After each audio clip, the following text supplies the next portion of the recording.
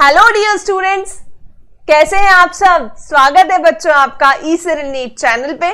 तो बच्चों संपूर्ण नीट सीरीज हम पढ़ रहे हैं जिसमें हम एनसीईआरटी प्लस एक्स्ट्रा डिस्कस कर रहे हैं आपके साथ। तो बच्चों आज हम संपूर्ण सीरीज के अंदर नया चैप्टर स्टार्ट करने वाले, that is cell cycle and cell division. बच्चों लास्ट क्लास में बायोमोलिक्यूल्स डिस्कस किया गया था आपके साथ। आज की क्लास में बच्चों cell cycle and cell division chapter discuss किया जाएगा। Students, as you all know me, my self doctor Kushika Taneja. So students, संपूर्ण series is different from others because here the target is that maximum students could gain 340 plus marks in NEET exam. That's why NCERT के साथ साथ extra भी आपके साथ discuss किया जाएगा, क्योंकि सिर्फ NCERT पढ़ने से आपको 340 प्लस नहीं आ सकते। NCERT को भी समझने के लिए कुछ डीप नॉलेज होना जरूरी है, तभी आप एग्जाम में आए गए क्वेश्चंस जो है वो इजीली सही करके आ सकते हैं। साथ ही साथ बच्चों हम आपके साथ 11-12 की complete NCERT line to line cover करेंगे विद एक्स्ट्रा। आपको PYQs और स्टूडेंट्स मार्क PDF जिसमें हम समझाएंगे आपको लिख के, वो मार्क PDF आपको फ्री ऑफ कॉस्ट जो है वो प्रोवाइड करी जाएगी in the eSaral app, link given in the description box. साथ ही साथ स्टूडेंट्स हम सेग्रीगेट करेंगे आपके लिए क्या चीज ज्यादा important exam point of view से और क्या चीज कम इंपॉर्टेंट है। ये जो सीरीज है students, it is the series by doctor and for doctor. So students, जैसे कि आपको पता है संपूर्ण नीट बायोलॉजी की सीरीज में बच्चों हम breathing and exchange of gas आपके साथ कवर कर चुके हैं, डाइजेशन एंड एब्जॉर्प्शन चैप्टर आपके साथ कवर कर चुके हैं, रिप्रोडक्शन ऑर्गेनिज्म कवर हो चुका है, body fluid and circulation cover हो चुका है, sexual reproduction and flowering plants cover हो चुका है, then excretory product and their elimination cover हो चुका है, ह्यूमन रिप्रोडक्शन कवर हो चुका है, सेल एंड बायोमोलिक्यूल्स कवर हो चुके हैं ऑलरेडी आपके साथ। आज बच्चों हम सेल साइकिल डिस्कस करेंगे और ऐसे ही इसी तरह से बच्चों ये सब चैप्टर्स भी आपके साथ एक एक करके कवर करे जाएंगे। सो स्टूडेंट्स, जैसे कि आपको पता है कि cell cycle and cell division के अंदर क्या क्या सब टॉपिक्स है। सेल साइकिल है, एम फेज है, सिग्निफिकेंस ऑफ माइटोसिस है। तो एम फेज के अंदर यहाँ पे मेनली माइटोसिस के बारे में डिस्कस करा गया है। दो टाइप के मेन सेल डिवीजन होते हैं, माइटोसिस एंड मियोसिस। तो बच्चों एक क्लास में तो हम पूरा माइटोसिस डिस्कस करेंगे और दूसरी क्लास में हम पूरा mitosis and with introductory part discuss करेंगे।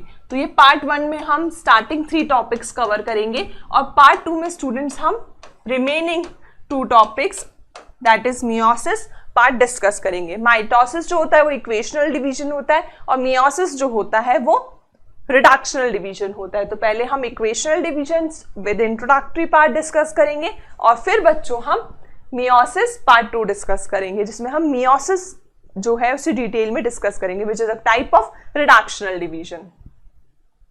सो स्टूडेंट्स, जो भी आपको संपूर्ण नीट बायोलॉजी सीरीज में पढ़ाया जाएगा उन सब की PDF आपको फ्री ऑफ कॉस्ट यार ऐप पे अवेलेबल करा दी जाएगी। साथ ही साथ बच्चों आपको जो प्रीवियस ईयर क्वेश्चंस है वो भी आपको ऐप के ऊपर अवेलेबल कराए जाएंगे फ्री ऑफ कॉस्ट। लिंक हमेशा बच्चों आपको चैप्टर के अंत में आप ये PDF जाके देख सकते हैं at the end of chapter. आप पूछते रहते हो कमेंट्स में कि I am not getting link. तो बच्चों जब पार्ट 1 और पार्ट 2 दोनों पूरा चैप्टर जब संपूर्ण तरह से फिनिश हो जाता है तब आपको PDF प्रोवाइड करी जाती है। ठीक है, चलो सो स्टूडेंट्स चलिए स्टार्ट करते हैं cell cycle and cell division part 1। Are you aware that all organism, even the largest, start their life from a single cell? ये किसकी बात करी जा रही बच्चों? कि हर एक जीव जंतु अपनी जिंदगी एक सिंगल सेल से चालू करता है। किस चीज की बात करी जा रही है यहाँ पे? जाइगोट की। Yes students, you are correct. Unicellular zygote की बात करी जा रही है। यूनिसेलुलर ऑर्गेनिज्म, यूनिसेलुलर जाइगोट से सभी ऑर्गेनिज्म की लाइफ चालू होती है। सो यूनिसेलुलर जाइगोट की बात करी जा रही कि एवरी लाइफ अराइजेस और starts from unicellular zygote and it finally converts into organism. It can be simple और complex. You may wonder how a single cell then goes on to form such large organism. Growth and reproduction are characteristics of cell. तो बच्चों हमने living cells के characteristics already cell chapter में discuss करे थे। मैं एक बार और आपके साथ रिवाइज करती हूं। लिविंग ऑर्गेनिजम्स के क्या क्या कैरेक्टरिस्टिक्स पढ़े थे बच्चों हमने। लिविंग ऑर्गेनिज्म जो है वो ग्रोथ शो करता है, लिविंग ऑर्गेनिज्म रिप्रोडक्शन शो करता है, लिविंग ऑर्गेनिज्म कॉन्शियसनेस शो करता है, लिविंग ऑर्गेनिज्म जो होता है बच्चों वो मेटाबॉलिज्म शो करता है, एंड ऑल्सो सेल का बना होता है। इसीलिए सेल चैप्टर में भी लिविंग ऑर्गेनिज्म के कैरेक्टरिस्टिक्स मैंने आपके साथ डिस्कस करे थे। सो स्टूडेंट्स, यहां पे भी वही बात करी जा रही है कि ग्रोथ और रिप्रोडक्शन लिविंग कैरेक्टरिस्टिक होता है। तो हमने टोटल 5 लिविंग कैरेक्टरिस्टिक्स पढ़े, उसमें से 2 ग्रोथ और रिप्रोडक्शन यहां पे दिए इस लाइन में। Are characteristics of the cell. All cells reproduce by dividing into 2 with each parental cell giving rise to 2 daughter cell each time they divide. तो बच्चों यूनिसेलुलर ऑर्गेनिजम्स की अगर हम बात करें, लाइक अमीबा, तो यूनिसेलुलर ऑर्गेनिजम्स के अंदर बच्चों सेल डिवीजन के द्वारा ग्रोथ भी होता है और रिप्रोडक्शन भी होता है।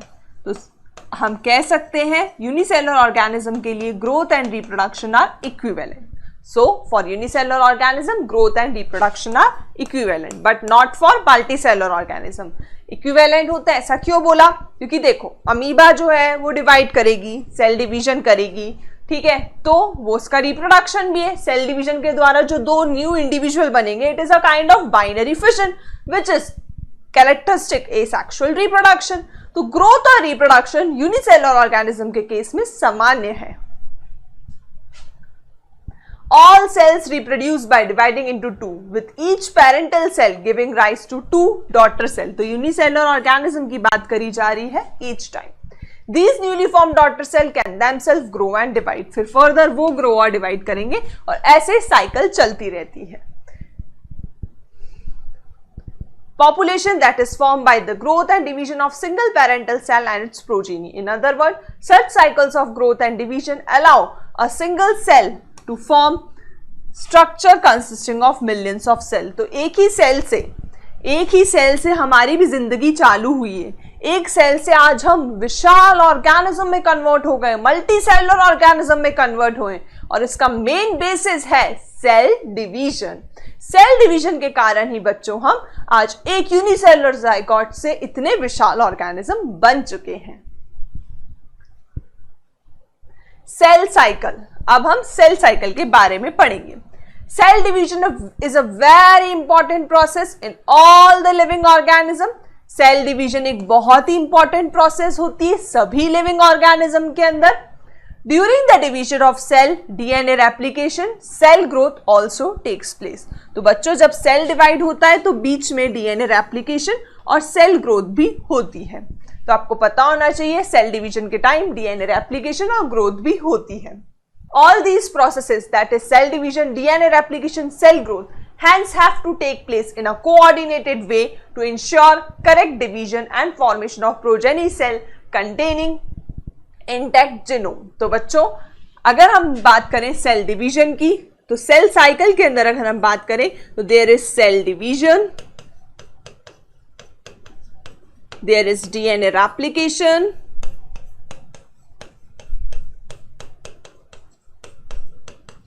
and there is cell growth। तो ये 3 चीजें सेल साइकिल के अंदर होगी।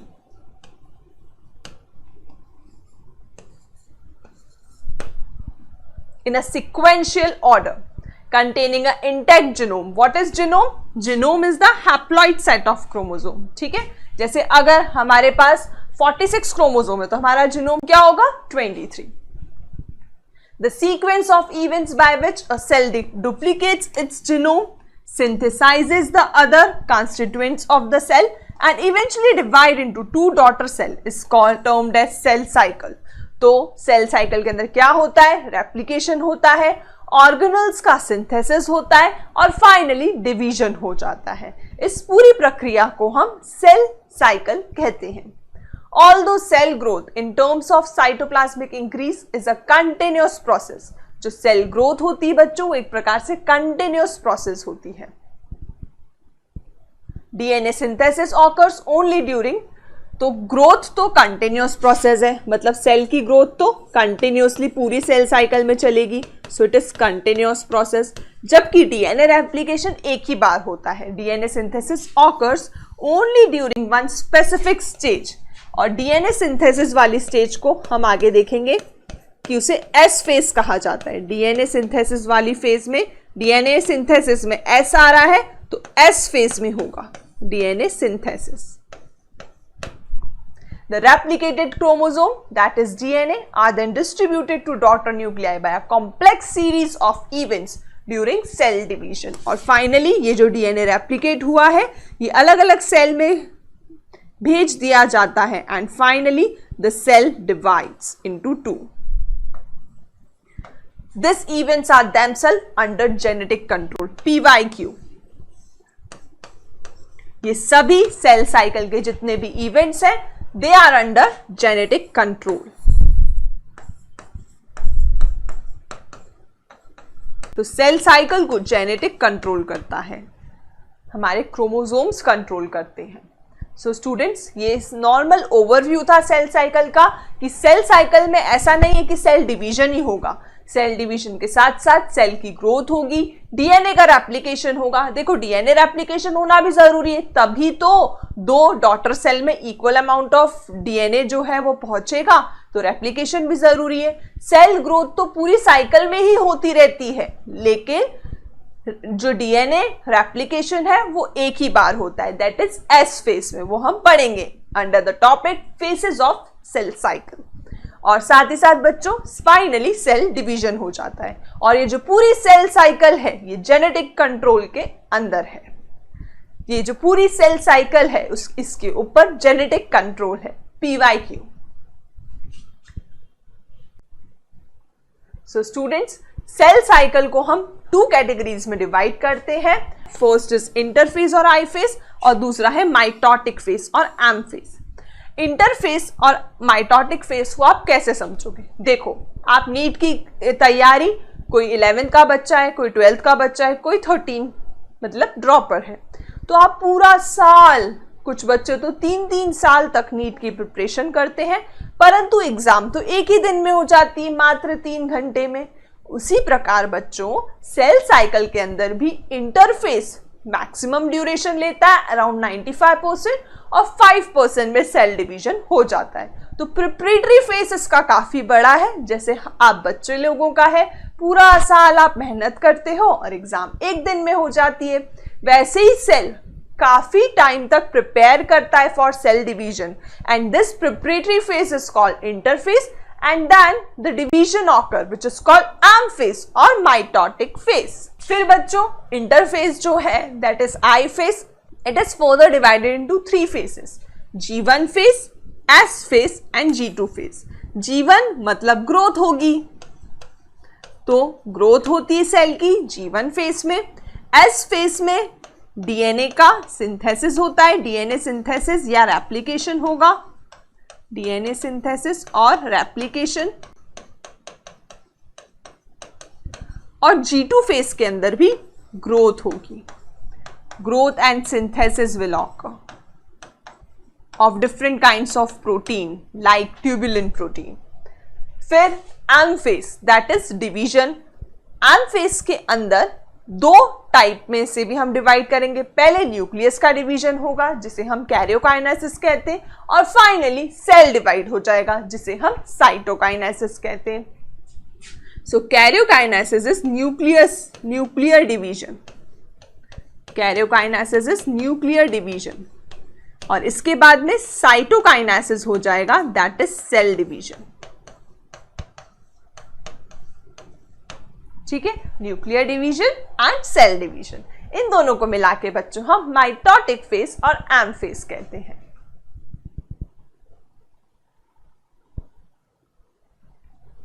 तो बच्चों ये है फेसेस ऑफ लाइफ साइकिल जो मैंने अभी आपको समझाए कि फेसेस ऑफ लाइफ साइकिल को हम 2 कैटेगरीज में डिवाइड कर सकते हैं। एक प्रिपरेटरी फेज जो कि ज्यादा टाइम के लिए होता है, जो कि ज्यादा टाइम के लिए होता है, यहां से लेके यहां तक। This phase is called interface. और फिर एम फेज शॉर्ट ड्यूरेशन के लिए होता है जब साइटोकाइनेसिस और कैरियोकाइनेसिस होता है। कैरियोकाइनेसिस फिर 4 पार्ट्स में डिवाइडेड होता है। कैरियोकाइनेसिस 4 पार्ट्स में डिवाइडेड होता है। सबसे पहला है प्रोफेज, सेकंड है मेटाफेज, थर्ड है एनाफेज और फोर्थ है टीलोफेज।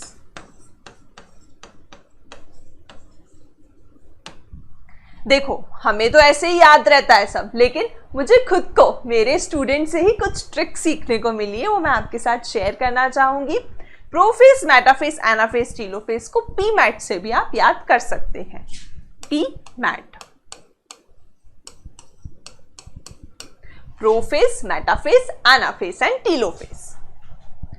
तो ये nuclear division in 4 further sub phases में डिवाइडेड रहता है and finally the cell divides and cytokinesis occur. देखो उनका कहने का मतलब है बच्चों कि पहले न्यूक्लियस डिवाइड होगा, ये 2 न्यूक्लियस हो गए, और फिर फाइनली सेल डिवाइड हो जाएगा, ईच हैविंग 1 न्यूक्लियस। तो ये हमारा कैरियोकाइनेसिस है, आई बात समझ। और ये है साइटोकाइनेसिस मतलब सेल डिवीजन।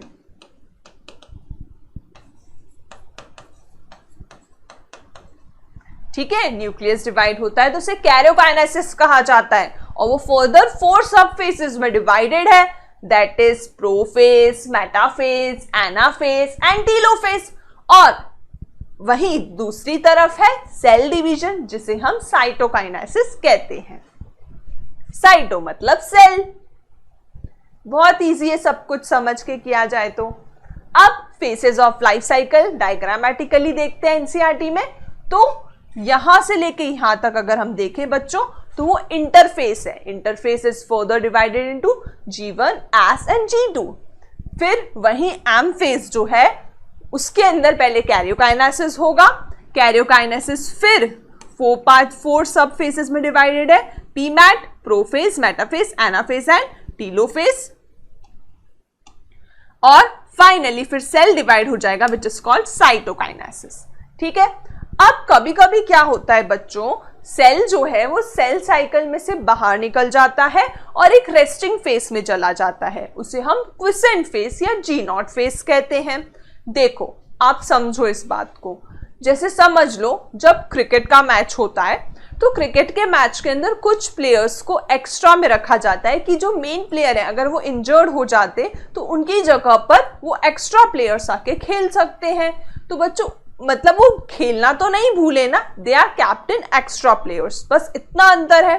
तो ऐसा ही बच्चों सेल साइकिल के वक्त होता है, सेल डिवीजन के वक्त होता है कि कुछ सेल जो होते हैं वो डिवाइड नहीं करते हैं और रेस्टिंग फेज में चले जाते हैं, लेकिन जब जरूरत पड़ती है तो वो वापस से डिवाइड कर सकते हैं, वापस से सेल साइकिल में एंटर हो सकते हैं। जैसे क्रिकेट प्लेयर का मैंने आपको एग्जांपल दिया, क्रिकेट खेलना नहीं भूल गए अगर रेस्ट या एक्स्ट्रा प्लेयर्स में बैठे हैं तो they can again join the cricket match, तो क्विसेंट फेज में चले जाते हैं, वापस से सेल साइकिल में एंटर कर सकते हैं। तो ये G0 और क्विसेंट फेज कहलाता है। अब फेसेस ऑफ सेल साइकिल्स पढ़े, अच्छे से आ गया समझ इंटरफेस क्या होता है, देन एमफेज क्या होता है। एमफेज फर्दर कैरियोकाइनेसिस और साइटोकाइनेसिस में डिवाइडेड होता है। कैरियोकाइनेसिस फर्दर सब फेसेस में डिवाइडेड होता है, that is PMAT, prophase, metaphase, anaphase and telophase and finally the cell divides. ठीक है, और G0 फेज और क्विसेंट फेज के बारे में भी समझ आ गया। अब थ्योरी पढ़ते हैं। A typical eukaryotic cell cycle is illustrated by human cell in culture. These cell divides once in approximately every 24 hours. तो अगर 24 आवर्स की साइकिल है तो उसमें से 23 आवर्स तो इंटरफेस को ही लग जाएंगे, क्योंकि मैंने आपको बताया था इंटरफेस जो है वो लॉन्गेस्ट फेज होता है. It is a kind of preparatory phase. Cell is preparing for dividing. और जबकि एम फेज रिमेनिंग 1 आवर में हो जाएगा अगर 24 आवर्स का हम मान के चलते हैं तो. However, this duration of cell cycle can vary from organism to organism. ऐसा नहीं है मैंने ह्यूमन सेल के लिए 24 आवर्स कह दिया है तो सभी सेल 24 आवर्स लेंगे. ऑर्गेनिज्म टू ऑर्गेनिज्म वेरी करेगा. कुछ ऑर्गेनिज्म 24 आवर्स लेंगे, कुछ 1 मिनट, कुछ और ज्यादा टाइम भी ले सकते हैं. So it varies organism to organism. So duration is not fix. इससे हमें एक बात पता चलती है कि duration of cell cycle is not fix. Duration of cell cycle is not fix.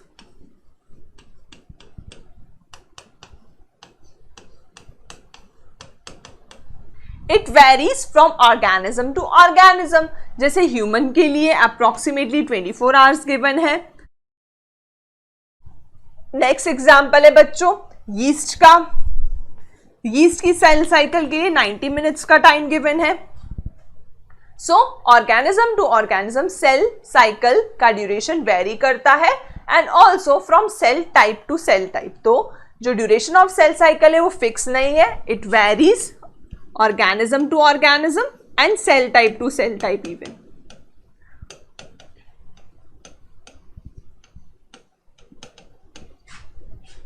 And cell type के ऊपर भी डिपेंड करता है कि किस टाइप का सेल है. ठीक है.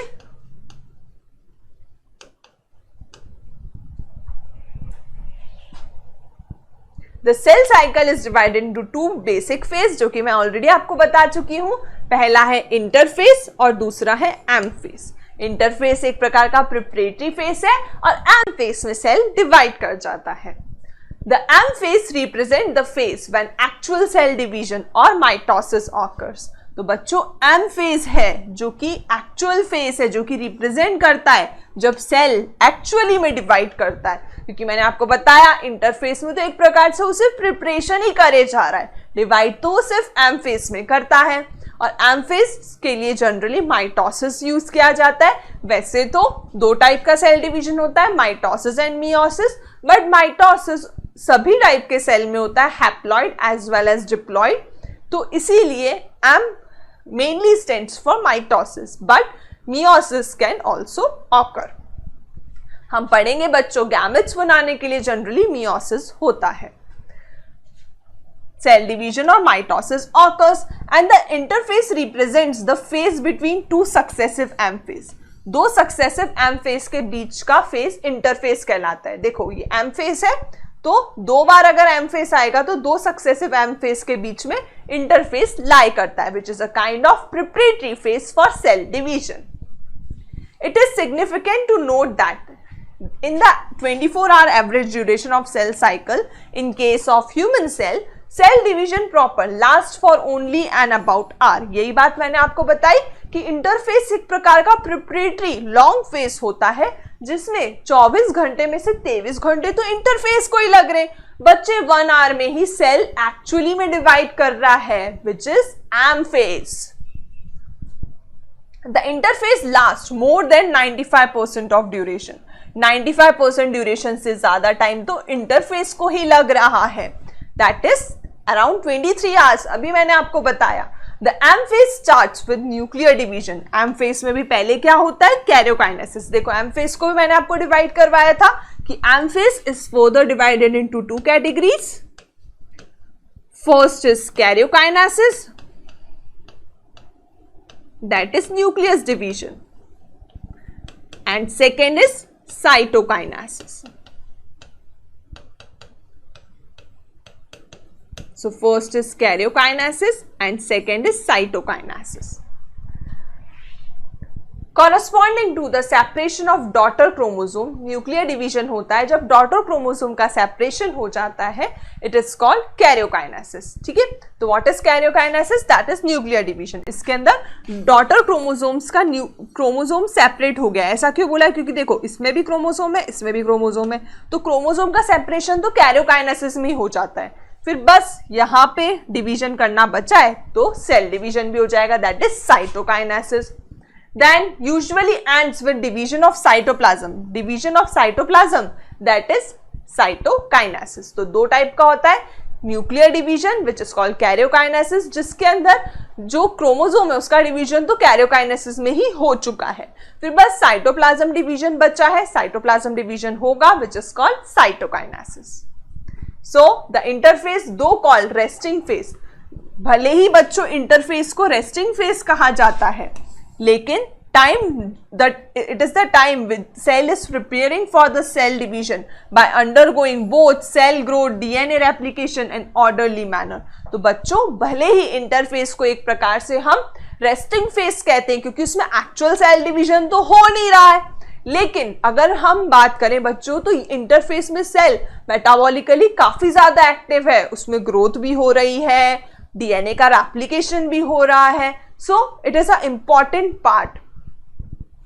सो इंटरफेस को बच्चों इंपॉर्टेंट है, भले ही हम रेस्टिंग फेस कहते हैं, लेकिन यहाँ पे सेल प्रिपेयर कर रहा है by cell growth and DNA replication. तो सेल ग्रोथ और डीएनए रेप्लिकेशन की अगर हम बात करें तो वो इंटरफेस में होता है। देखो स्टार्टिंग पेज जो इंट्रोडक्शन था उसी में ही लिखा हुआ था कि सेल साइकिल के टाइम पे क्या क्या होता है, cell growth, DNA replication and cell division. तो सेल ग्रोथ और डीएनए रेप्लिकेशन इस इंटरफेस में ही होता है, बस सेल डिवीजन जो है वो रिमेनिंग 1 आवर में एम फेस में होता है। The interface is divided into 3 further faces. Interface को फर्दर हम 3 फेसेस में डिवाइड करते हैं। मैंने आपको बताया था gap 1 face, S phase and G2 face. Gap 1 और गैप 2 का मतलब होता है ग्रोथ होगी इसके अंदर, ठीक है, और जबकि एस फेस में किसका मेनली सिंथेसिस होगा, डीएनए का, डीएनए सिंथेसिस फेस है ये, ठीक है। G1 phase correspond to the interval between mitosis and initiation of DNA replication. देखो डायग्राम से समझते हैं डेफिनेशन। वो बोल रहे हैं कि G1 फेस जो है वो फेस है बिटवीन एम फेस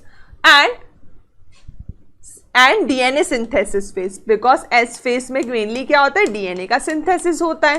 तो डेफिनेशन सही है G1 फेस की, हाँ बिल्कुल सही है कि माइटोसिस और डीएनए सिंथेसिस के बीच के फेस को हम G1 फेस बोलते हैं। आई बात समझ? So mitosis, between mitosis and DNA replication के फेस के बीच के फेस को हम G1 फेस कहते हैं। ड्यूरिंग G1 फेज सेल जो है वो मेटाबॉलिकली एक्टिव होता है। तो मैंने कहा था आपको कि भले ही हम इंटरफेस को रेस्टिंग फेज कहते हैं, लेकिन यहाँ पे सेल मेटाबॉलिकली काफी एक्टिव होता है और G1 phase is a part of interface only. G1 phase is a part of interface only and continuously grows but does not replicates its DNA। देखो डीएनए का सिंथेसिस और एप्लीकेशन तो सिर्फ और सिर्फ एस फेस में ही होगा। तो मेनली G1 फेस में क्या हो रहा है, ग्रोथ हो रही है। क्या हो रही है, ग्रोथ हो रही है, ठीक है। तो G1 फेस में मेनली हमने क्या निचोड़ निकाला कि ग्रोथ हो रही है, लेकिन डीएनए का रेप्लिकेशन और डीएनए का सिंथेसिस जो है वो एस फेस में होगा, ठीक है। तो S or synthesis phase marks the period during which DNA synthesis or replication takes place. During this time, the amount of DNA per cell doubles. If the initial amount of DNA is denoted by 2C, then it increases to 4C. ठीक है, तो बच्चों DNA का synthesis होता है या फिर replication होता है और DNA का अमाउंट जो है वो जस्ट डबल हो जाता है।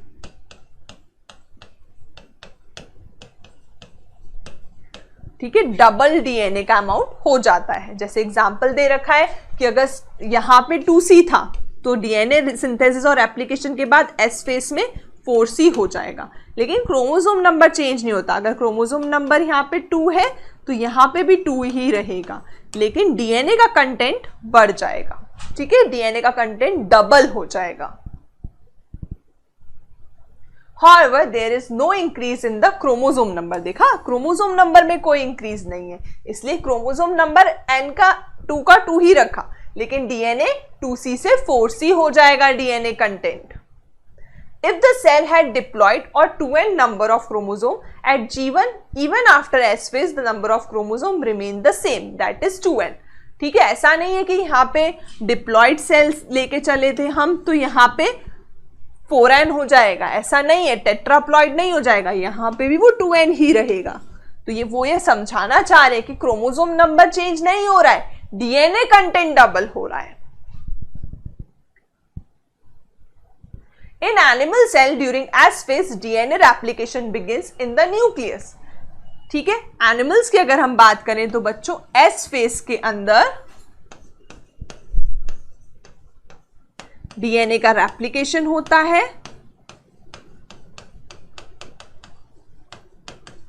जिससे 2C अगर कंटेंट था तो वो 4C हो जाएगा. डीएनए का अमाउंट स्टूडेंट्स डबल हो गया, दैट इज 2C से 4C. ठीक है, और साथ ही साथ एस फेस अगर एनिमल सेल की बात करें तो यहां पे सेंट्रियोल का डुप्लीकेशन भी होगा.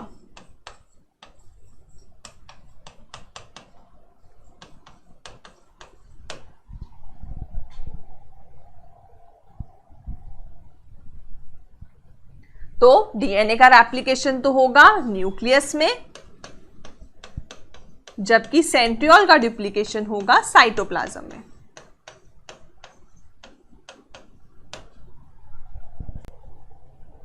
During G2 phase, proteins are synthesized in preparation of mitosis while cell growth continues. तो अगर अब हम G2 phase की बात करें तो प्रोटीन सिंथेसिस होगा. ये क्वेश्चन पूछा जा सकता है, इसके ऊपर इंपॉर्टेंट है. प्रोटीन सिंथेसिस होगा.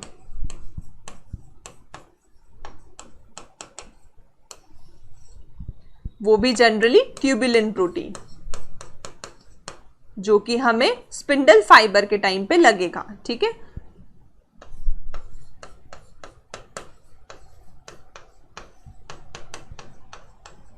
ठीक है ना बच्चों. तो G2 फेस में ग्रोथ तो होती है, साथ में protein synthesis, tubulin protein synthesis एक बहुत इंपॉर्टेंट फीचर है G2 फेस का. अब बच्चों नेक्स्ट पेज स्टार्ट करने से पहले एक तो ये बॉक्स अपन डिस्कस कर लेते हैं और साथ ही साथ एक क्वेश्चन सॉल्व करते हैं जो अभी तक हमने समझा.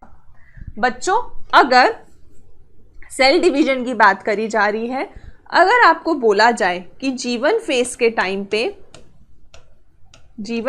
टाइम पे chromosome number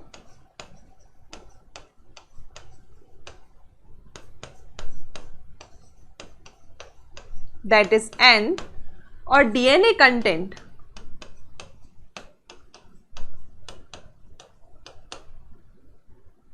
that is C value, वो आपको गिवन है. G1 फेस में जो N की वैल्यू है, क्रोमोसोम नंबर की वैल्यू वो 40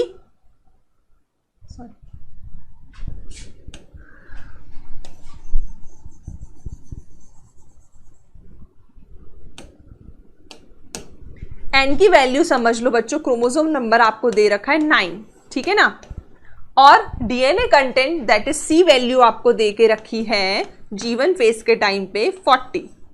ठीक है, और आपसे पूछा है कि N वैल्यू और C वैल्यू बताएं. Find N value and C value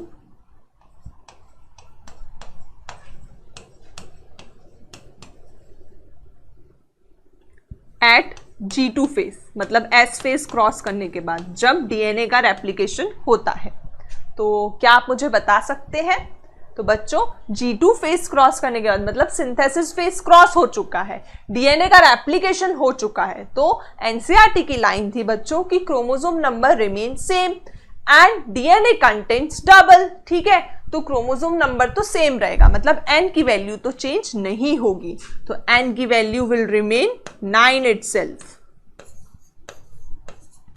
जबकि C की वैल्यू डबल हो जाएगी, दैट इज 80.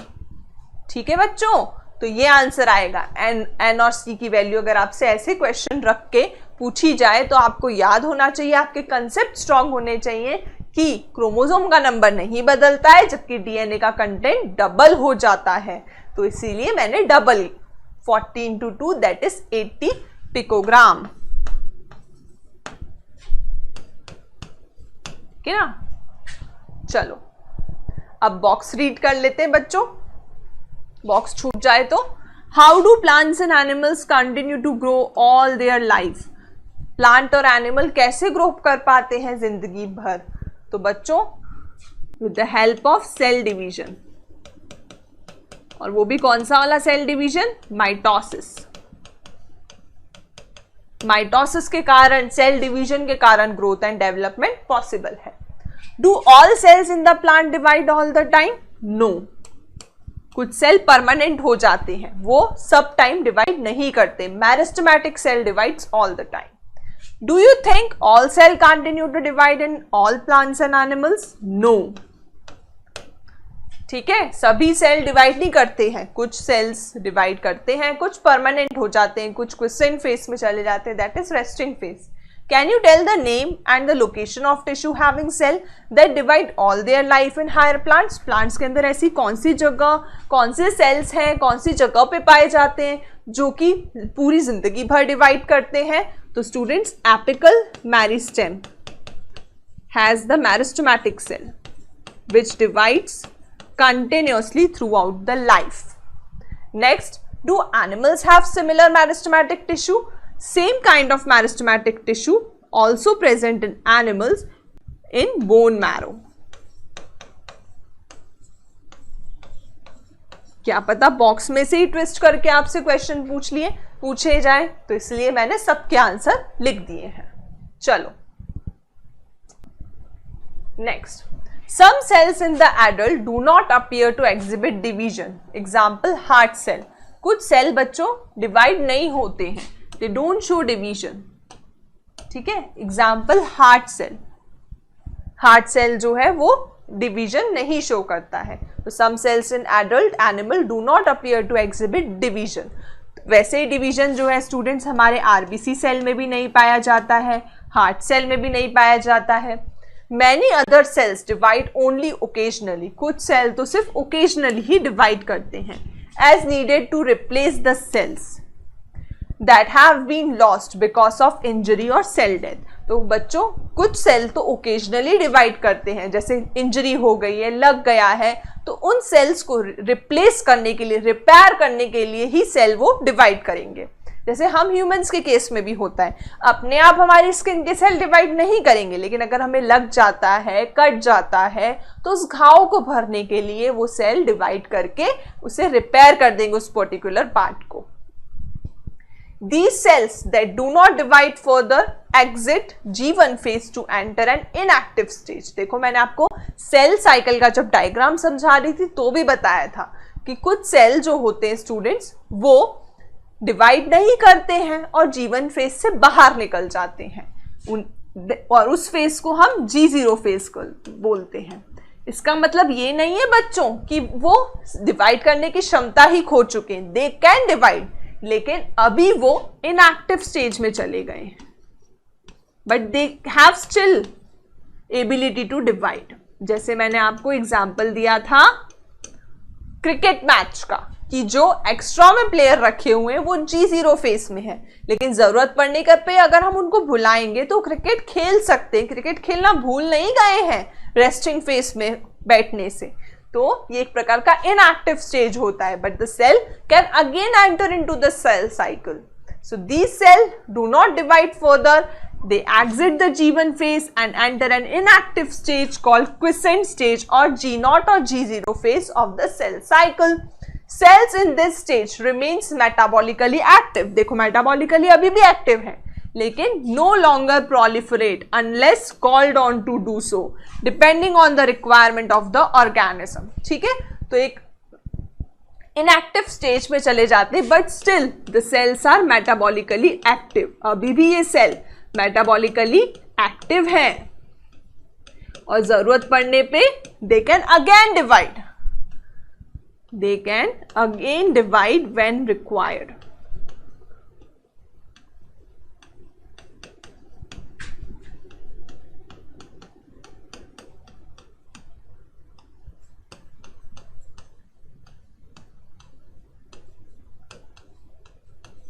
ठीक है, रिक्वायरमेंट पड़ने पे ये वापस से भी डिवाइड कर सकते हैं।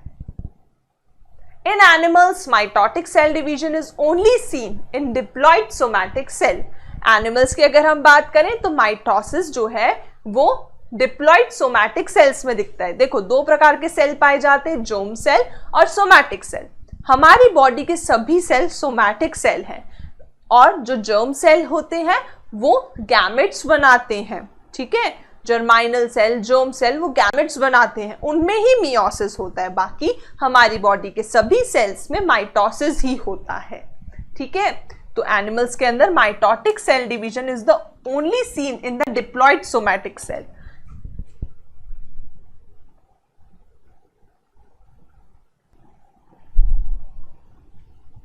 देखो, माइटोसिस और मियोसिस में क्या डिफरेंस है, एक बार देखते हैं।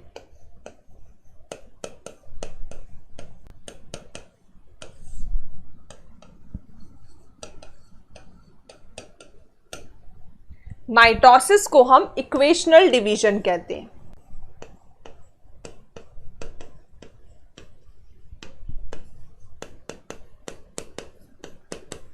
इसीलिए कहते हैं क्योंकि अगर पेरेंट सेल की प्लॉइडी डिप्लॉइड थी तो डॉटर सेल्स की प्लॉइडी भी डिप्लॉइड ही रहेगी। अगर यहां 46 क्रोमोसोम था तो यहां भी 46 ही रहेगा। आई बात समझ? इसीलिए इसे इक्वेशनल डिवीजन कहा जाता है। वहीं मियोसिस को रिडक्शनल डिवीजन कहा जाता है। इसको दूसरे कलर से दिखते हैं, पहली जगह कम है। मियोसिस को रिडक्शनल डिवीजन कहा जाता है।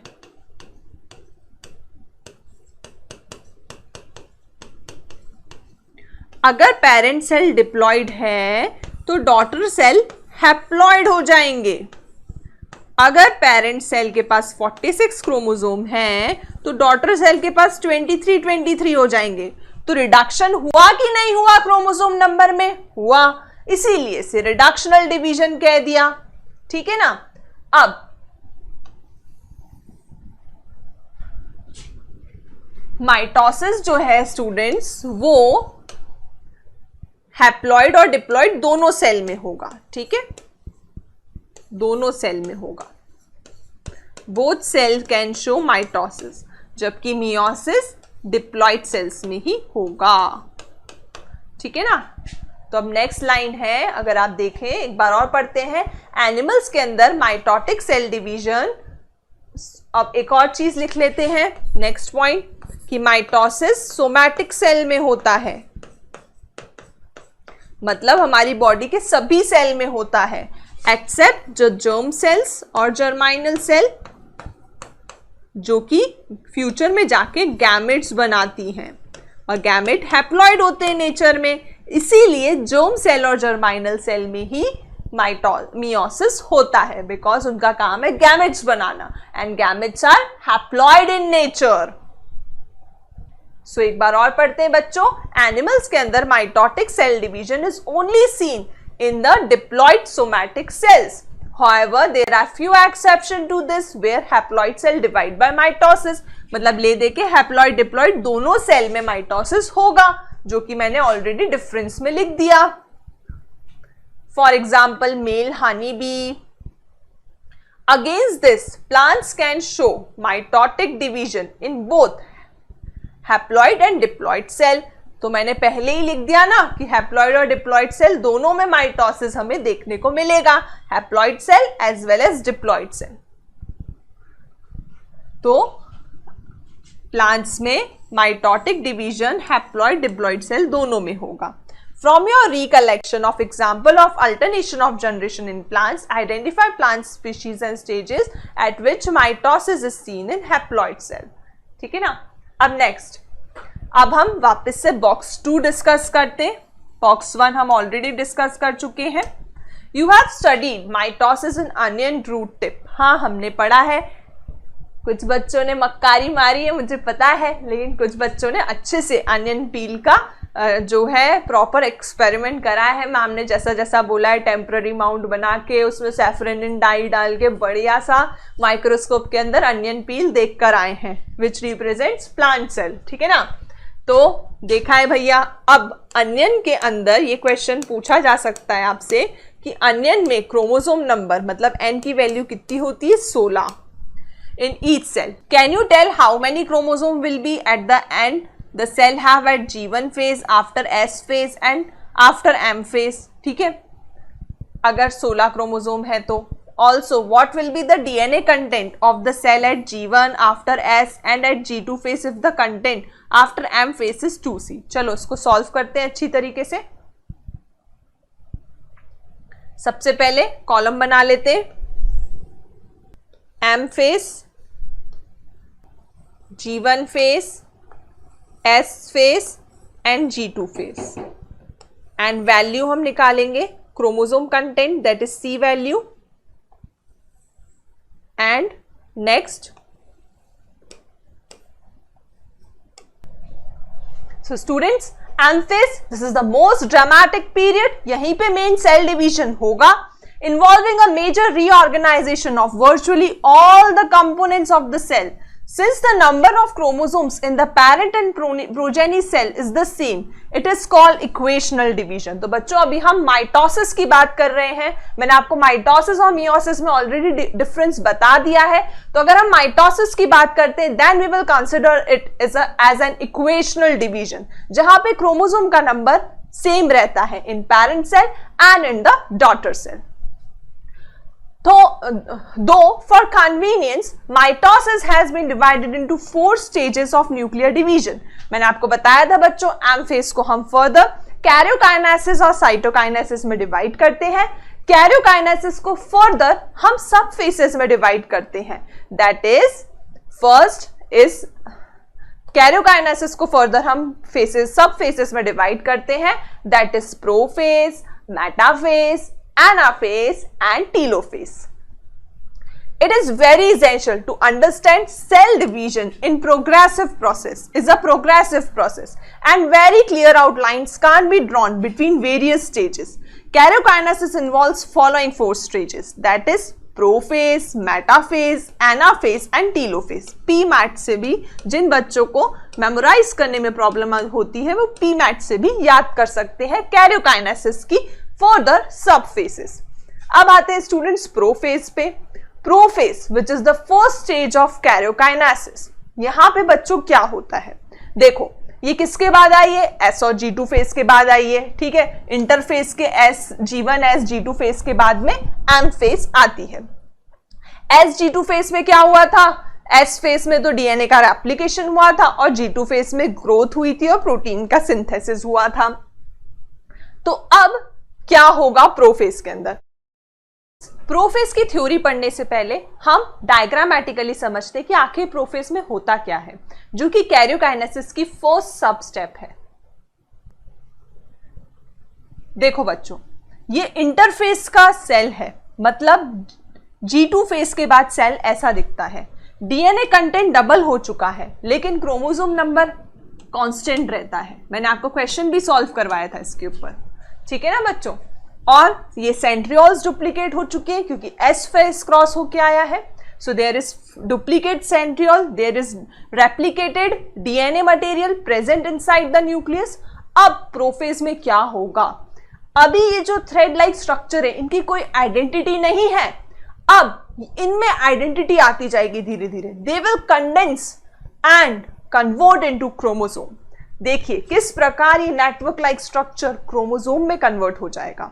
So the network like chromatin threads will convert into chromosome. First point, nuclear membrane जो है वो डिसअपियर होना स्टार्ट होगी, साथ ही साथ जितने भी सेल ऑर्गेनल्स हैं वो भी डिसअपियर होंगे। और ये लेट प्रोफेज का डायग्राम है जब सारे ऑर्गेनल्स ऑलरेडी डिसअपियर हो चुके हैं। Centriole will move to the opposite poles. तो ये 3-4 पॉइंट आप डायग्रामेटिकली अगर याद रख लेंगे तो सेल साइकिल को समझना मैं कहती हूं बहुत ही सिंपल है। चलिए अब थ्योरी पढ़ते हैं। मैंने क्या बताया एक बार और मैं रिपीट करती हूं बच्चों आपके लिए। क्रोमैटिन थ्रेड में आइडेंटिटी आने लग जाएगी, they will condense and convert into chromosome. ये कंडेंस फॉर्म है, ठीक है। न्यूक्लियर एनवेलप जो था वो अब डिसअपियर होना स्टार्ट हो गया है एंड लेट प्रोफेज आते आते डिसअपियर हो जाएगा। सेंट्रियोल अपोजिट पोल की तरफ मूव कर जाएंगे, सेल ऑर्गेनल्स डिसअपियर हो जाएंगे। तो ये हमें प्रोफेज में चेंजेस देखने को मिलते हैं। अब जरा एनसीईआरटी की थ्योरी पढ़ते हैं। Prophase, which is the first stage of karyokinesis of mitosis, follows the S and G2 phase। इसीलिए हमें सेंट्रियोल डबल दिख रहे हैं, इसीलिए हमें डीएनए रेप्लिकेटेड दिख रहे हैं। In the S and G2 phase, the new DNA molecule formed are not distinct but intertwined। ठीक है, उनकी कोई आइडेंटिटी नहीं है, they are intertwined। ठीक है, एक ऊन के गोले की तरह जो है उलझे हुए हैं अभी। Prophase is marked by the initiation of condensation of chromosome। देखा, कंडेंसेशन आया, मैंने कहा था ना क्रोमैटिन थ्रेड कंडेंस होके क्रोमोसोम में कन्वर्ट होंगे। The chromosomal material become untangled during the process of chromatin condensation. Chromatin का कंडेंसेशन होगा, वो अभी टैंगल्ड है तो वो अनटैंगल्ड हो जाएंगे, खुल जाएंगे। The centrosome which had undergone duplication during S phase, मैंने ये भी बताया आपको कि सेंट्रोसोम जिसका एस फेज में डुप्लीकेट हुआ था वो अपोजिट पोल के टूवर्ड्स मूव करना स्टार्ट करेगी। Now begins to move towards the opposite pole of the cell. The completion of prophase can thus be marked by the following characteristic events. Chromosomal material condenses to form a compact mitotic chromosome. Chromosomes are seen to be composed of two chromatids attached together at the centromere.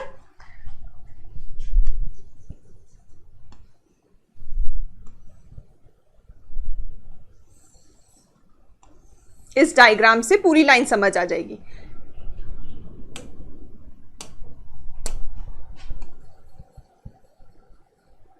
ये centromere है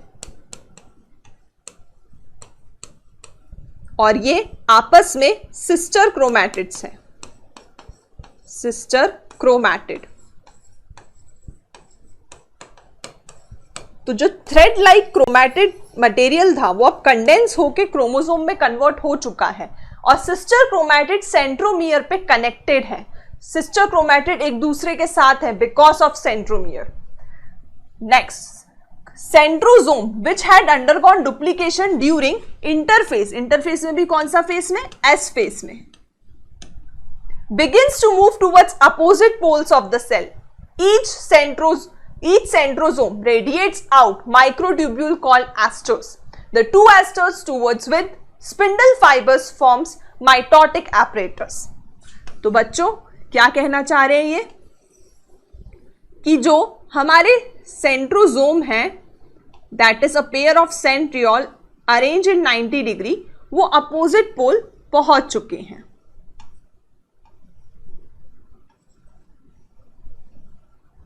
With its astral rays,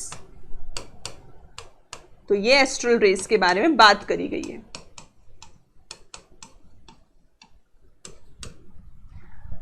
so now ये जो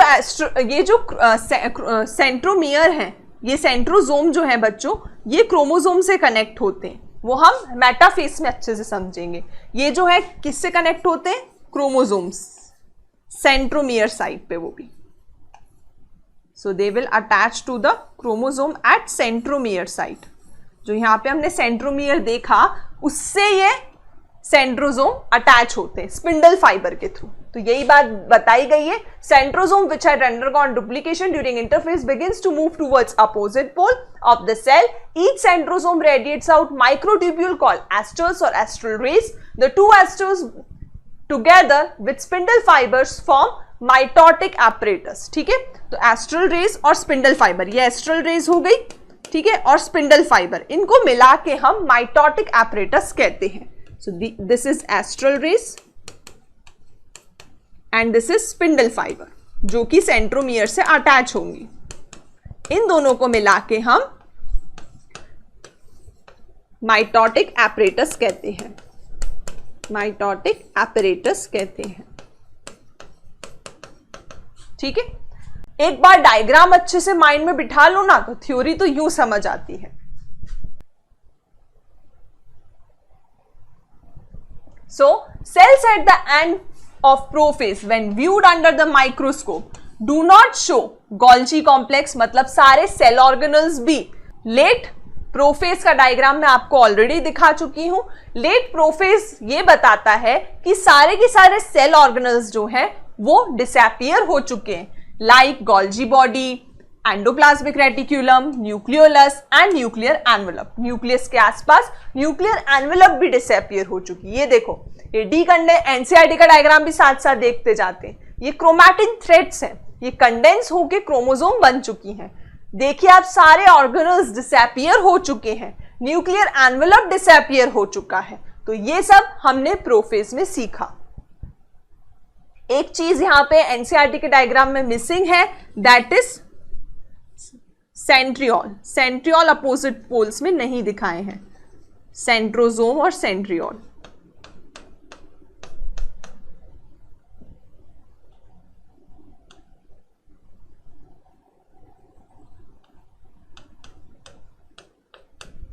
ठीक है, तो अगर मैं आपसे समरी निकालने को बोलूं प्रोफेज की, तो आप क्या क्या बताएंगे मुझे? चलिए आप मेरे साथ रिवाइज करिए, क्या क्या होगा प्रोफेज में? Nuclear envelope disappear, nuclear envelope पहले अर्ली प्रोफेज में स्टार्ट डिसअपियरिंग और लेट प्रोफेज में आके it will completely disappear. Then cell organelles disappear, cell organelles disappear. Next point, centrosome move towards opposite pole, move towards opposite pole. और fourth point, chromatin thread condenses to form chromosome.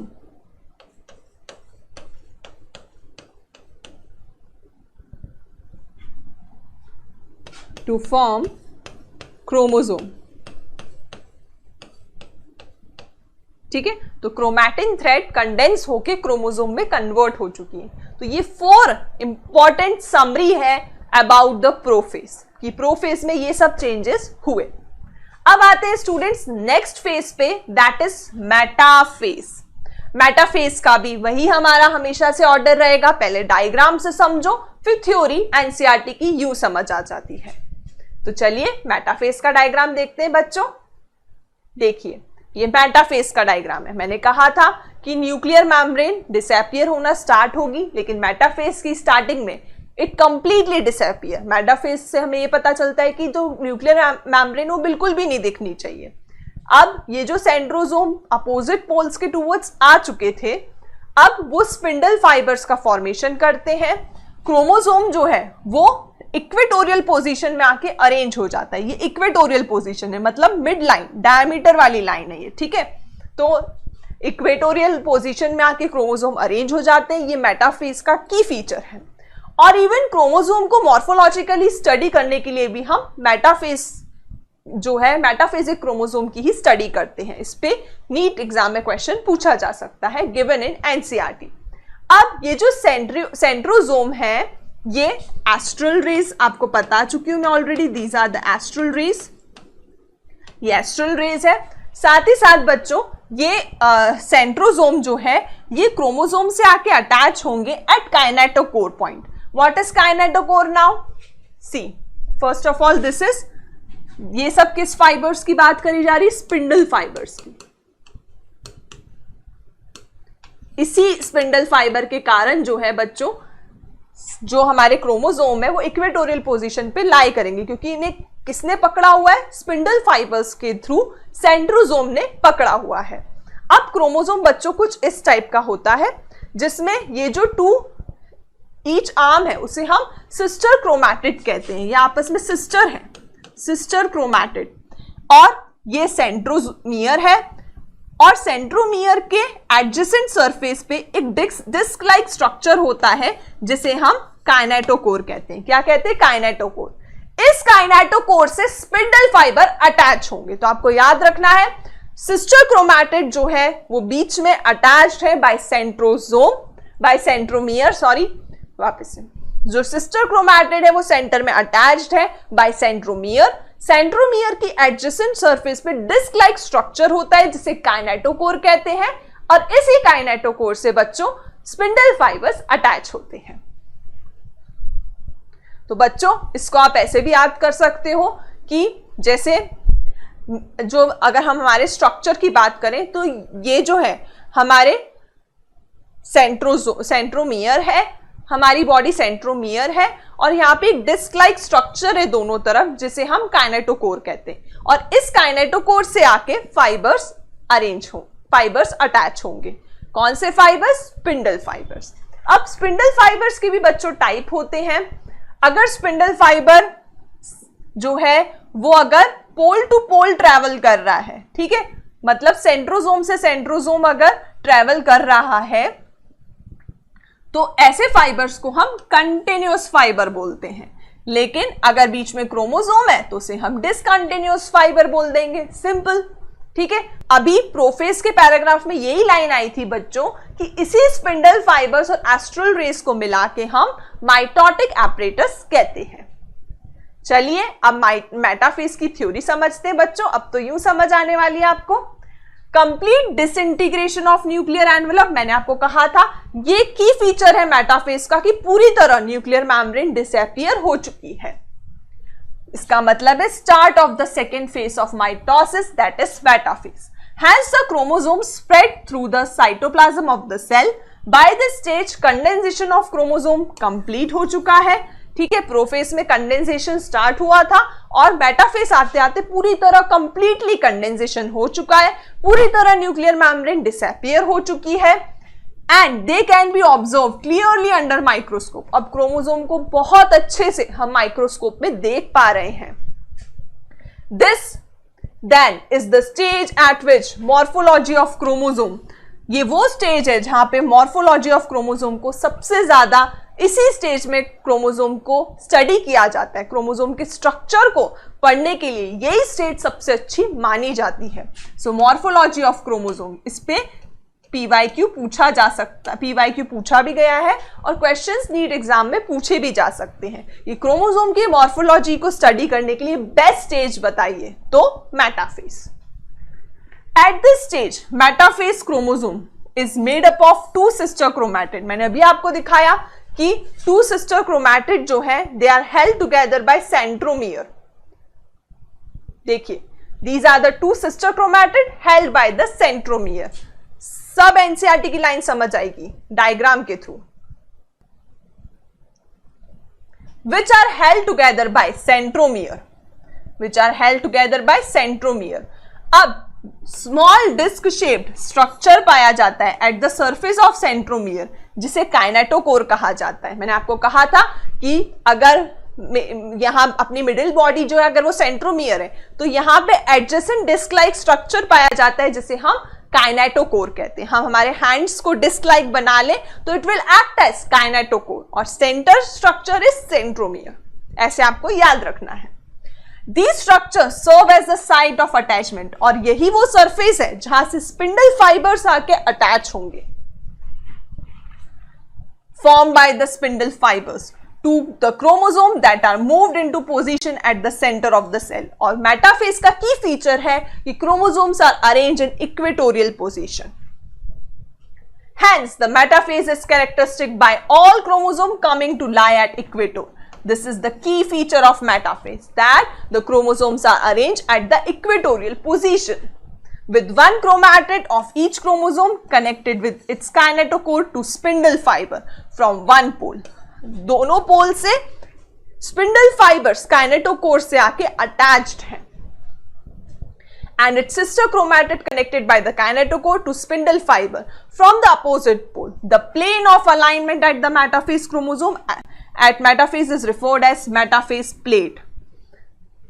The key features of metaphase are, तो बच्चों जो equatorial position में chromosome arrange है आके उसके लिए metaphase plate word use किया जाता है।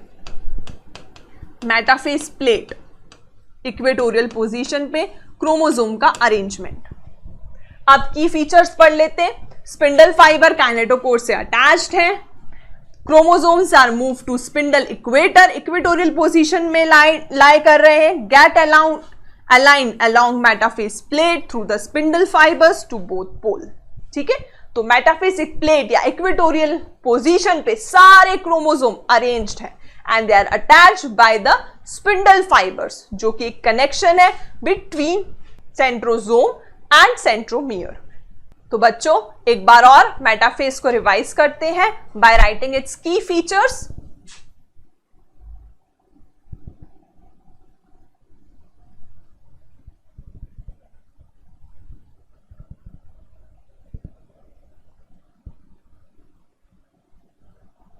क्या क्या पढ़ा बच्चों हमने मेटाफेज के अंदर?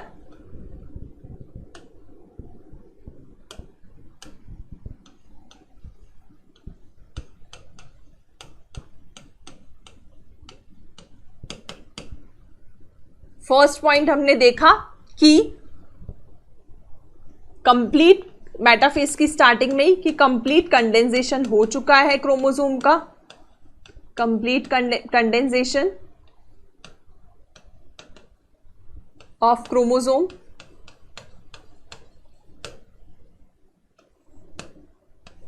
कंप्लीट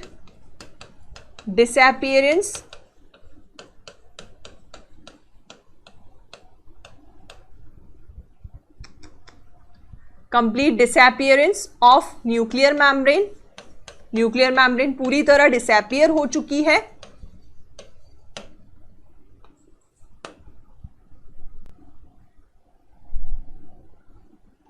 क्रोमोसोम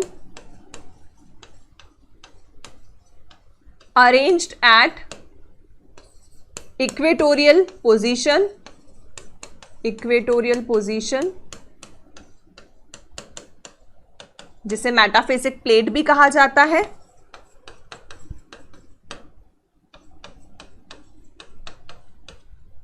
और क्या देखा बच्चों हमने कि chromosome are attached, chromosome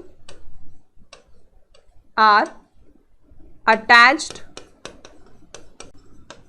to spindle fibre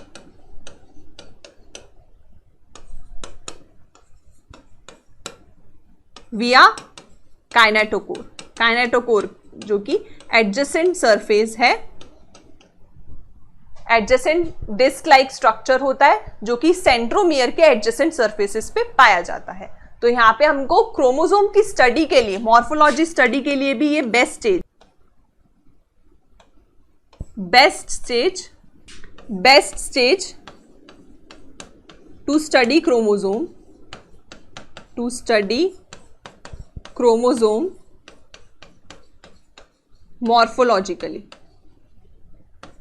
morphologically chromosome को स्टडी करने के लिए बेस्ट स्टेज है। कौन सी स्टेज? मेटाफेज। तो बच्चों समरी के तौर पे मैं ये पॉइंट्स आपके लिए लिखती जा रही हूं जिसपे क्वेश्चंस पूछे जाते हैं और जिससे आप पर्टिकुलर फेज को पूरी तरह डिफाइन कर सकते हैं।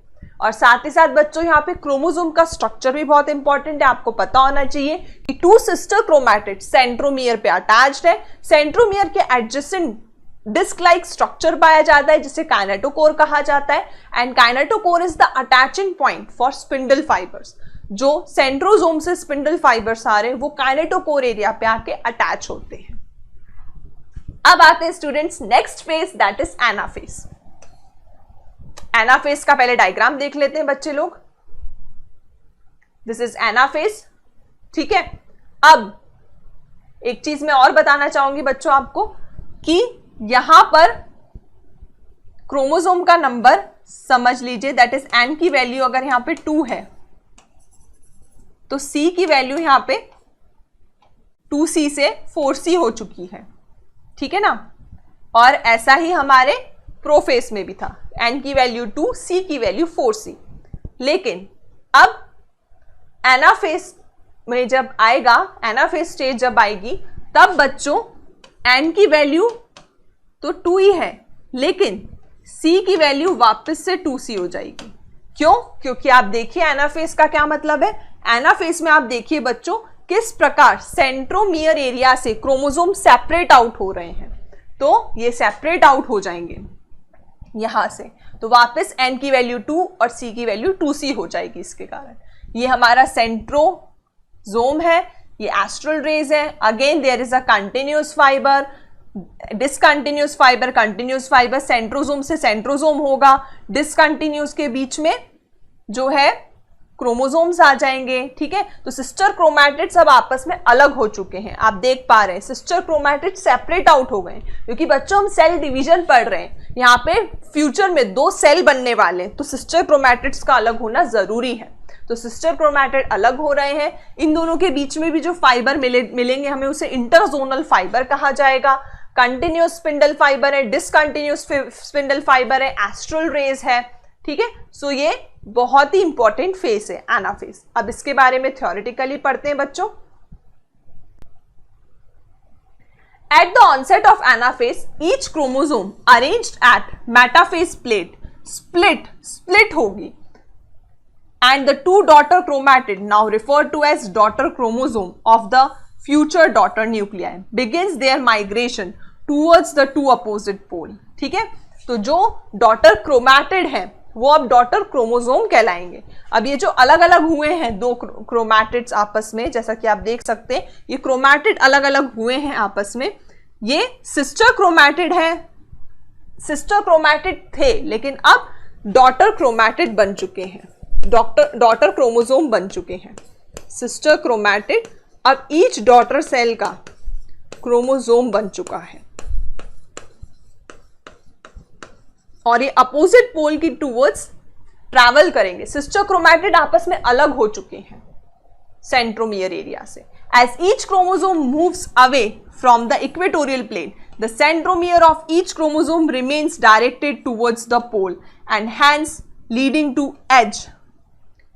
leading at the edge with the arms of chromosome trailing behind। तो बच्चों इस पे नीट एग्जाम का क्वेश्चन पूछा जा सकता है कि जब क्रोमोसोम एनाफेज के टाइम पे अपोजिट पोल के टूवर्ड्स जाते हैं तो क्या होता है। तो आपको पता होना चाहिए कि सेंट्रोमियर जो होता है वो टूवर्ड्स पोल होता है, टूवर्ड्स पोल, जबकि जो क्रोमैटिड है वो ट्रेल बिहाइंड करता है, ट्रेलिंग बिहाइंड।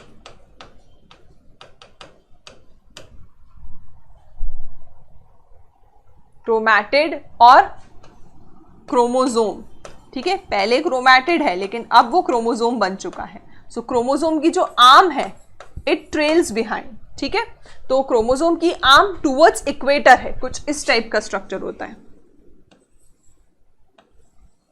सो सेंट्रोमियर जो है it is towards the pole and जो ये जो आर्म्स है दे आर ट्रेलिंग बिहाइंड। तो सेंट्रोमियर से खींचते हुए ले जा रहा है बिकॉज कनेक्शन का साइड काइनेटोकोर है, that is the adjacent disc of centromere only. So thus the anaphase stage is characterized by following key feature। Centromere split हो चुके हैं, क्रोमैटिड सेपरेट हो चुकी है, chromatid move towards the opposite pole, chromatid अब opposite pole के towards travel कर रही हैं जैसा कि आप देख सकते हैं। सो स्टूडेंट्स एनाफेज के लिए हमें क्या क्या याद रखना है।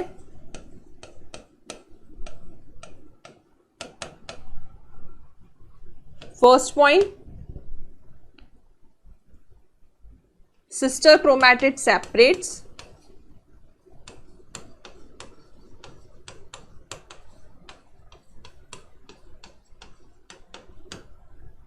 to form daughter chromosome। अब वो daughter chromosome कहलाएंगी।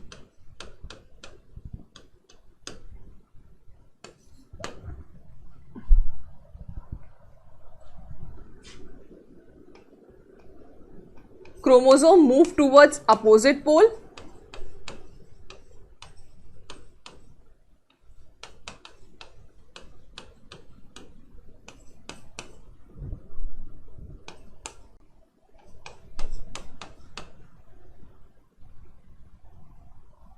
और क्रोमैटिड भी बोल सकते हैं। पहले क्रोमैटिड, अब वो इंडिविजुअल क्रोमोसोम कहलाएंगी बाद में जाके, ठीक है। तो क्रोमैटिड क्रोमोसोम दोनों इस टाइम पे वर्ड यूज करना सही रहेगा। क्रोमैटिड भी यूज कर सकते हैं, और जब वो पोल के टूवर्ड्स पहुंचती चली जा रही है तो क्रोमोसोम टर्म भी सही माना जाएगा। तो क्रोमैटिड और क्रोमोसोम मूव टूवर्ड्स अपोजिट पोल।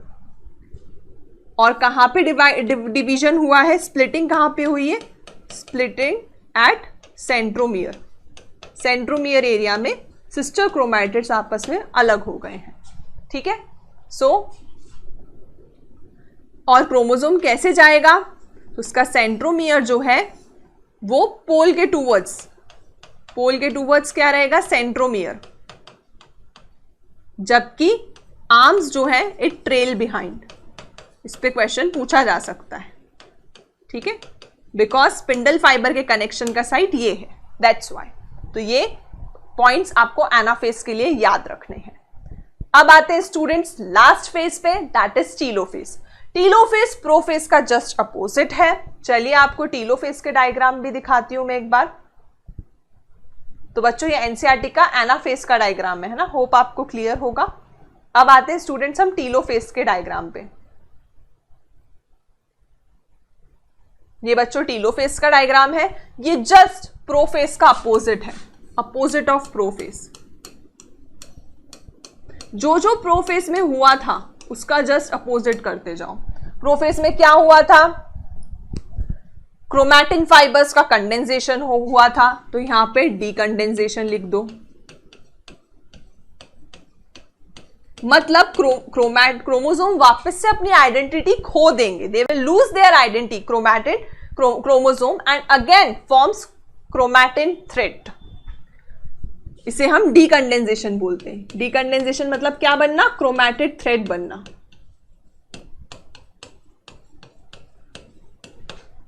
सेकेंड पॉइंट, वहां पे क्या हुआ था, न्यूक्लियर मेम्ब्रेन डिसअपियर, तो यहां पे न्यूक्लियर मेम्ब्रेन अपीयर।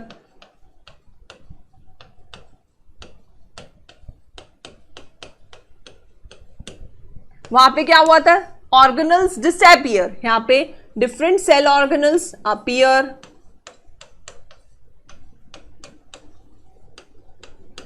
ठीक है, और सेल जो है वो डिवाइड होने के लिए तैयार है अब। ठीक है, ये सेल जो है वो डिवाइड होने के लिए तैयार है अब। तो चलिए टीलोफेज की थ्योरी पढ़ते हैं बच्चों। At the beginning of final stage of karyokinesis, that is telophase, the chromosome that have reached their respective poles now decondenses. Decondensation का मतलब है कि अब क्रोमोसोम अपनी आइडेंटिटी खो देंगे और वापस से क्रोमैटिन थ्रेड में परिवर्तित हो जाएंगे। They will lose their individuality. Very important. The individual chromosome can no longer be seen. Each set of chromatin material tends to collect at each of the two poles. This is the stage which shows the following events. Chromosome cluster at opposite spindle poles and their identity is lost as discrete element. Nuclear envelope develops around chromosome clustered at each pole, forming two daughter nuclei. Nucleolus, Golgi complex and ER reforms. ये points मैंने already बच्चों telophase के की features diagram के पास लिख दिए थे कि डीकंडेंसेशन होगा, वापस से वो अपनी आइडेंटिटी, इंडिविजुअलिटी और आइडेंटिटी खो देंगे और क्रोमोसोम अब क्रोमोसोम नहीं क्रोमैटिन थ्रेड में कन्वर्ट हो जाएंगे। न्यूक्लियर मेम्ब्रेन अपीयर हो गई, डिफरेंट सेल ऑर्गेनल्स अपीयर हो गए। तो ये टीलोफेज था जो कि जस्ट अपोजिट है प्रोफेज का। अब आते हैं स्टूडेंट्स हम साइटोकाइनेसिस पे, मतलब सेल डिवीजन। अब बच्चों साइटोकाइनेसिस पे आते हैं, दैट इज सेल डिवीजन। मैंने आपको एम फेज को 2 पार्ट्स में डिवाइड करवाया था, कैरियोकाइनेसिस मतलब न्यूक्लियस डिवीजन एंड साइटोकाइनेसिस माने सेल डिवीजन। तो बच्चों अब साइटोकाइनेसिस डिस्कस करते हैं, मतलब cell division. Cytokinesis students plants और एनिमल्स में अलग अलग तरीके से होता है। अब बच्चों जैसे कि आपको पता है कि एनिमल सेल के पास में सेल वॉल तो होती नहीं है, एनिमल सेल के पास में सेल वॉल एब्सेंट होती है।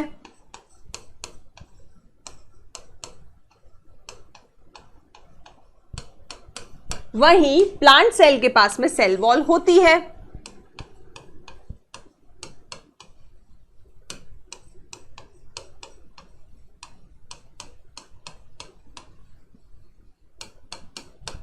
सेल वॉल होती है, तो इसीलिए दोनों में सेल डिवीजन और साइटोकाइनेसिस अलग अलग होता है।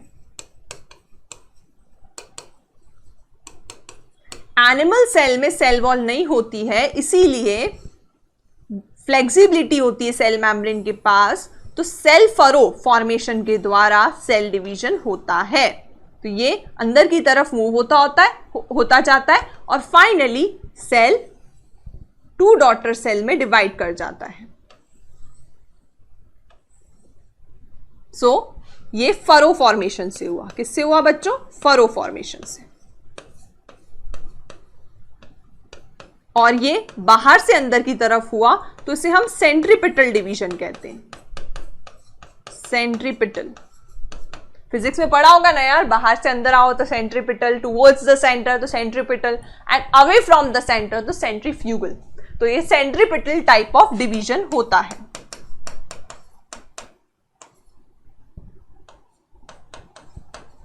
अब आते हैं प्लांट सेल पे। अब प्लांट सेल में क्या यार, सेल वॉल मौजूद है जो कि रिजिड है।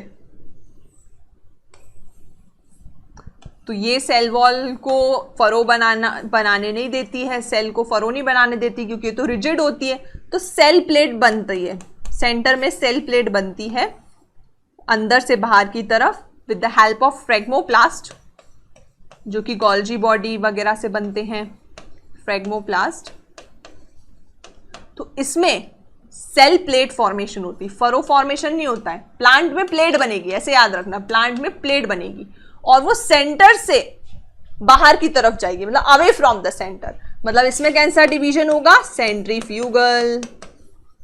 और फाइनली इस प्रकार से डिवीजन होके 2 प्लांट डॉटर सेल बन जाएंगे। अब थ्योरी पढ़ लेते हैं, very much simple. Mitosis accomplish not only segregation of duplicated chromosome into daughter nuclei, karyokinesis, but cell itself divide into 2 daughter cell by the separation of cytoplasm। अब cytoplasm division हो रहा है। साइटोकाइनेसिस का सही मतलब क्या होता है? Cytoplasm division. Cytoplasm division which cell division gets completed in an animal cell. This is achieved by appearance of furrow। बोला था एनिमल सेल में आसानी से फरो फॉर्मेशन हो जाता है क्योंकि सेल वॉल नहीं होती है। In the plasma membrane, the furrow gradually deepens and ultimately joins in the center, dividing the cell cytoplasm into 2। तो यहाँ पे एनिमल का बताया है, एनिमल में फरो फॉर्मेशन होता है। और किस टाइप का है वो? Centripetal division. अब प्लांट पे आते हैं। प्लांट के पास तो सेल वॉल होती है, तो वो इनएक्सेसिबल सेल वॉल होती है, इसीलिए उनमें साइटोकाइनेसिस अलग तरीके से होता है। प्लांट सेल के अंदर सेल प्लेट बनती है सेंटर से बाहर की तरफ।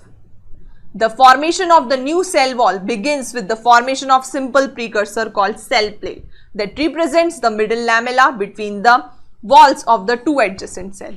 ठीक है, तो यहां पे पूरा प्लांट की बात करी गई है कि प्लांट के केस में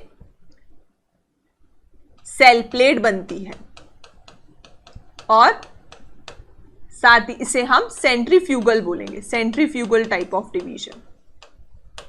ठीक है, और सेल प्लेट फ्यूचर में मिडिल लैमेला बनाती है। ठीक है, तो सेल प्लेट जो है it represents the middle lamella.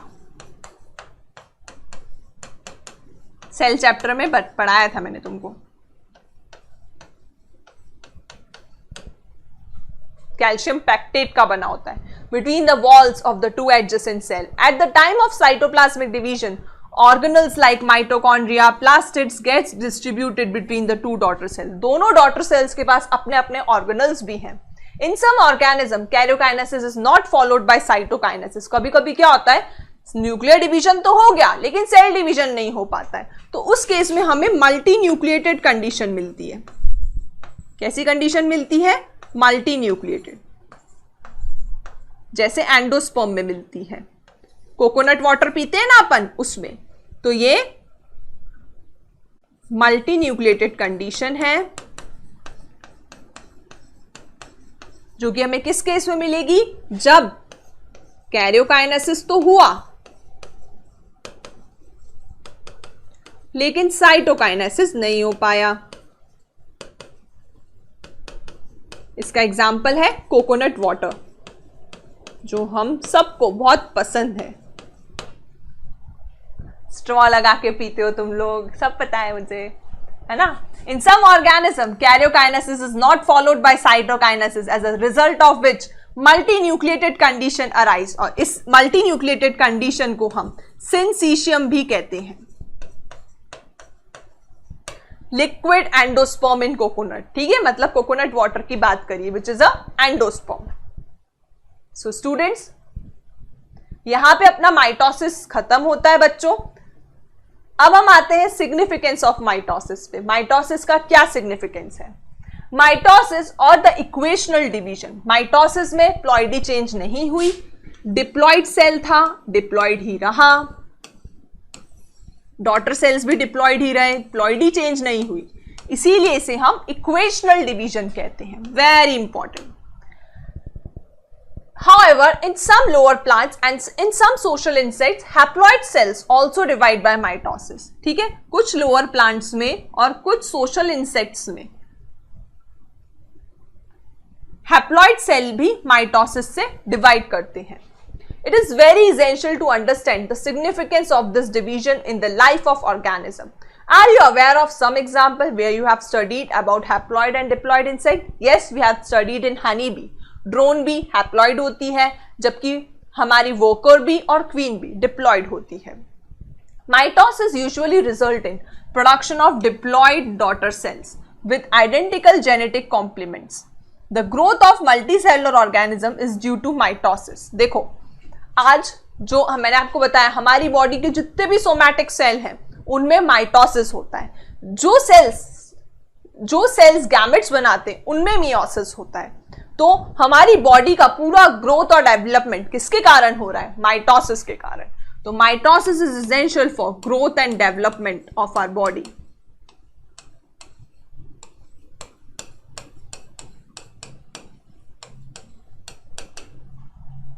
The growth of multicellular organism is due to mitosis.